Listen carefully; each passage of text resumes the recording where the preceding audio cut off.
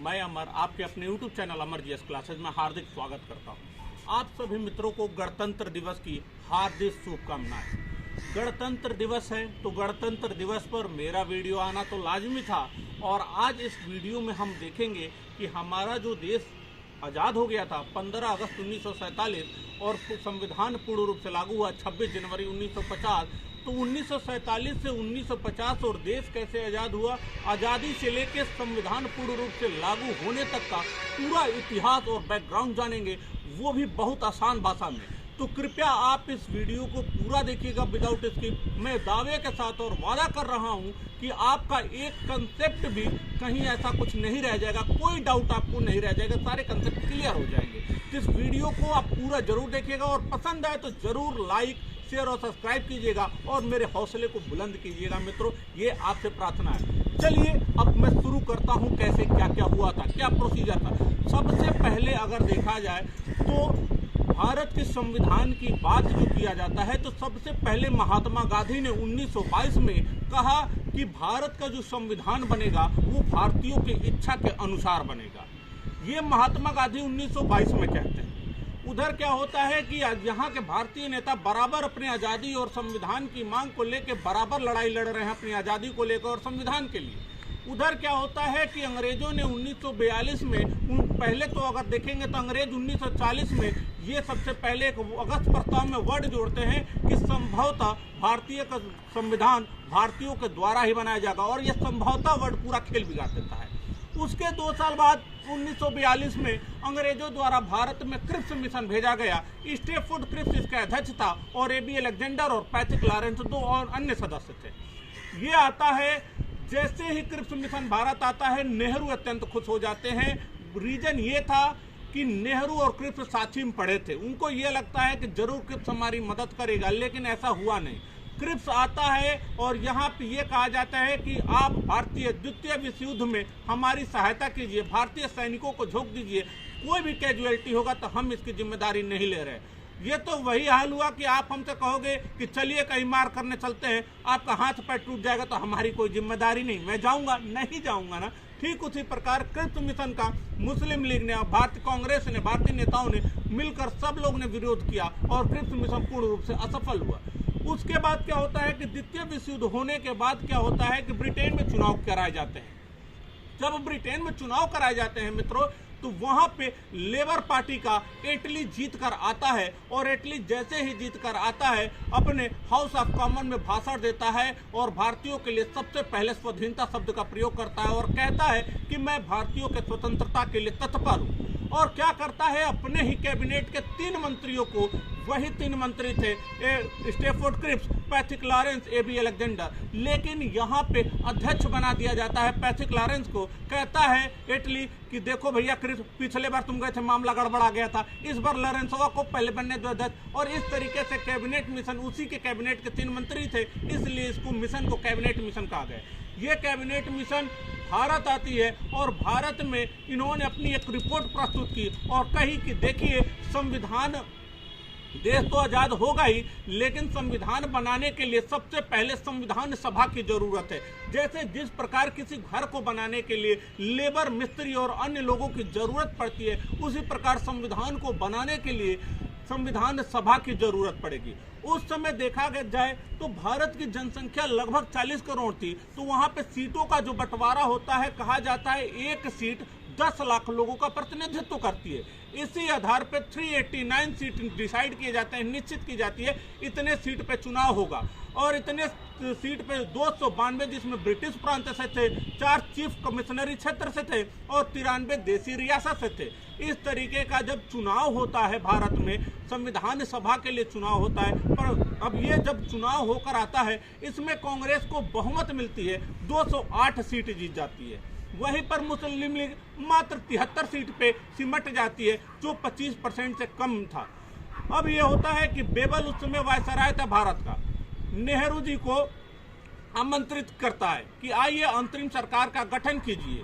अब यहाँ पे अंतरिम सरकार की गठन करने की जैसे ही बेबल बात करता है, मुस्लिम लीग रूठ जाती है, कहती है कि ना, हम इस चीज को, चुनाव को नहीं मानते हैं। पहले तो मुस्लिम लीग को यह लगता है कि चुनाव में हमारी स्थिति अच्छी रहेगी, लेकिन मामला गड़बड़ा गया। मुस्लिम लीग का ठीक वही हाल होता है जैसे शादी में फुफ्फार उठ जाते हैं कि हमें रसगुल्ला कम मिला, वैसे ही मुस्लिम लीग इस तरीके से उठ जाए कि हमें सीटियां कम मिला। इस तरीके से मुस्लिम लीग क्या करती है, बहिष्कार करती है। और मोहम्मद अली जिन्ना ने एक भड़काऊ भाषण दिया और भारत में स्पेशली बंगाल में देखा जाए डायरेक्ट एक्शन डे अगस्त 1946 में मनाया जाता है। इधर अगर देखा जाए डायरेक्ट एक्शन डे में बंगाल में भयंकर नरसंहार होता है, जहां पे हिंदू अधिक थे वहां मुस्लिम मारे जाते हैं, वहां मुस्लिम अधिक थे हिंदू मारे जाते हैं। इस तरीके से दोनों समुदाय के लोग आपस में लड़ते हैं और मारते काटते हैं। इधर क्या होता है, पटेल जी जब भारत की स्थिति देखते हैं तो कहते हैं सरदार वल्लभ भाई पटेल, अरे यार जब पाकिस्तान नहीं बनेगा ना तो भारत में कई जगह पाकिस्तान बन जाएंगे। अब स्थितियां ये हो जाती हैं, डायरेक्ट एक्शन डे के बाद भी कैसे भी करते समझौता थोड़ा बहुत करते, अंतरिम सरकार का गठन होता है। लियाकत अली को क्या करते, वित्त मंत्रालय, जो मुस्लिम लीग के सक्रिय सदस्य थे उनको वित्त मंत्रालय दे दिया जाता है। लेकिन फिर भी चैन नहीं था, बार बार अड़चन पैदा की जा रही थी अंतरिम सरकार में और कैसे भी कह रही थी कि हम पाकिस्तान लेकर ही मानेंगे। लेकिन क्या होता है कि जब इतना मुस्लिम लीग उसी पे अड़ जाती है तो ये सब किया जाता है। भारत में उस समय बेबल को हटा के माउंटबेटन को वायसराय भेजा गया और ये सब देखते हुए ये निश्चित किया गया कि माउंटबेटन क्या करता है, जाके इटली से बताता है कि भैया ऐसे संभव नहीं है, वो लेकर ही पाकिस्तान रहेंगे और भारत और पाकिस्तान का बंटवारा, अखंड भारत का, जिस अखंड भारत का सपना चाणक्य ने देखा था और धनानंद से आके इस पे बात करता था, धनानंद ने उसे बेइज्जत करके निकाल दिया, किसको, चाणक्य को। उसके बाद चंद्रगुप्त की मदद से भारत में अखंड भारत का निर्माण किया था। कौन, चंद्रगुप्त मौर्य, मौर्य वंश की स्थापना करके, वो अन्य वीडियो में बताया जाएगा। उस अखंड भारत का बंटवारा हो जाता है 14-15 अगस्त 1947 में। जब देश का बंटवारा होता है तो उस समय देश का बंटवारा, भारत की आजादी, भारत स्वतंत्रता अधिनियम 1947 के तहत मिलती है। जब देश का बंटवारा होता है, 2 सीमा निर्धारण आयोग का गठन होता है।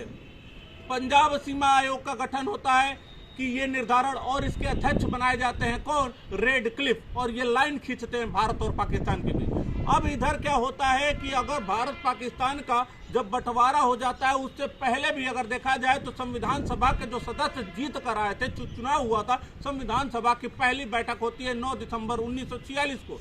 इसके अस्थायी अध्यक्ष बनाए जाते हैं कौन, डॉक्टर सच्चिदानंद सिन्हा, और सच्चिदानंद सिन्हा सबसे वयोवृद्ध थे इसलिए अध्यक्ष बना दिया जाता है। लेकिन मुस्लिम लीग इसका बहिष्कार करती है और ठीक से ये बैठक नहीं हो पाती है। उधर चर्चिल जो हार गया था चुनाव में, वो कहता है ये तो ऐसी बारात है जिसकी दुल्हन ही पहले से फरार है। अब उसके बाद क्या होता है, 2 दिन बाद 11 दिसंबर 1946 को दूसरी बैठक होती है संविधान सभा की। उसके अस्थायी अध्यक्ष डॉक्टर राजेंद्र प्रसाद चुने जाते हैं, जबकि उसके 2 दिन बाद 13 दिसंबर 1946 को एक उद्देशिका प्रस्ताव प्रस्तुत किया जाता है नेहरू के द्वारा, जिसे बाद में पूर्ण रूप से बाद में अपनाया जाता है 1947 में।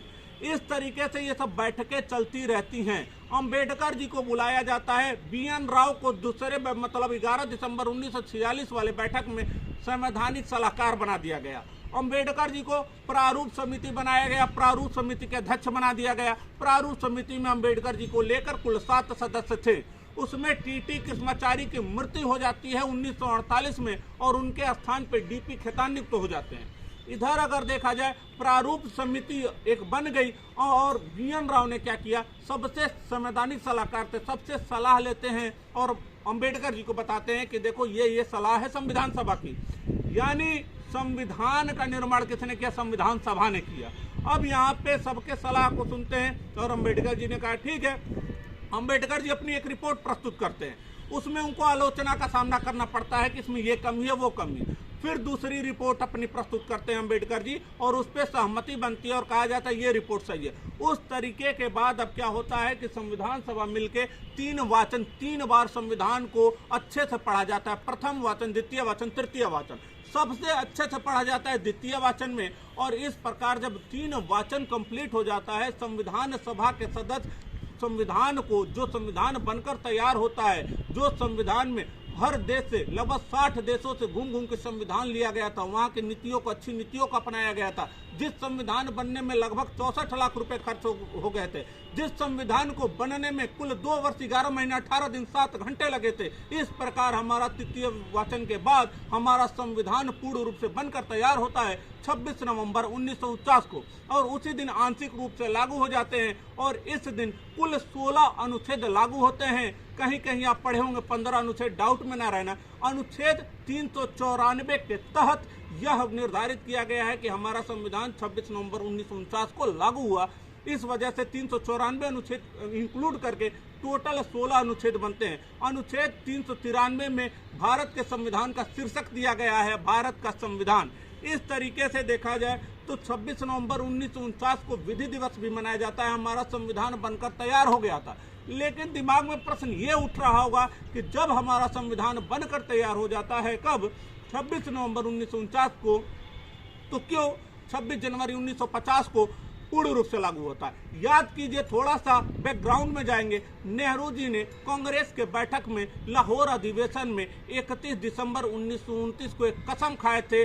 भारतीय तिरंगा वहां पे लहराते हैं और कहते हैं आगामी 26 जनवरी को हम क्या करेंगे, प्रति वर्ष क्या करेंगे, स्वतंत्रता दिवस मनाएंगे। क्या 26 जनवरी 1930 को हमारा देश आजाद हो गया था? जवाब मिलेगा नहीं। और इस तरीके से वो जो कसम खाए थे, उनकी कसम की सत्यता को साबित करने के लिए कहा गया चलो भैया, देश आजाद तो 15 अगस्त 1947 को हो गया, क्यों ना संविधान ही लागू किया।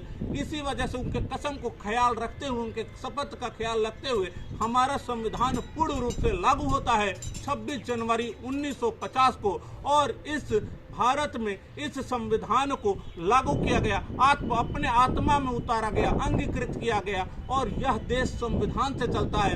इस तरीके से अगर देखा जाए तो थोड़ा सा अगर बैकग्राउंड और जानेंगे, सबसे पहले जो लिखित संविधान था यूएसए का सबसे पुराना लिखित संविधान है। सबसे बड़ा लोकतंत्र अपने भारत का है। लोकतंत्र का अर्थ होता है कि जनता का जनता के लिए, जनता के द्वारा किया गया शासन ही लोकतंत्र है। और आज हम 26 जनवरी 1950 को जो संविधान पूर्ण रूप से लागू होता है, उसके बाद प्रत्येक वर्ष 26 जनवरी को हम भारतीय गणतंत्र दिवस, गौरव के साथ गणतंत्र दिवस मनाते हैं। ये रहा अपने देश के आज़ादी का और संविधान लागू होने का स्वर्णिम इतिहास। तो भारत के प्रत्येक नागरिक को इस इतिहास को और अपने संविधान के बारे में जरूर जानना चाहिए। अगर यह वीडियो आपको अच्छा लगा हो मित्र, तो इस वीडियो को लाइक, शेयर और सब्सक्राइब कीजिएगा। और ऐसे ही लाइक, शेयर, सब्सक्राइब करके मेरे हौसले को बुलंद कीजिए। अगर हौसले ऐसे ही आप बुलंद करते रहे मित्र, तो हमेशा आपके लिए ऐसे ही जानकारी से संबंधित अन्य वीडियो भी आपके सामने मैं लाता रहूंगा। तब तक के लिए जय हिंद, जय भारत, जय जय मैं भारती, जय हिंद।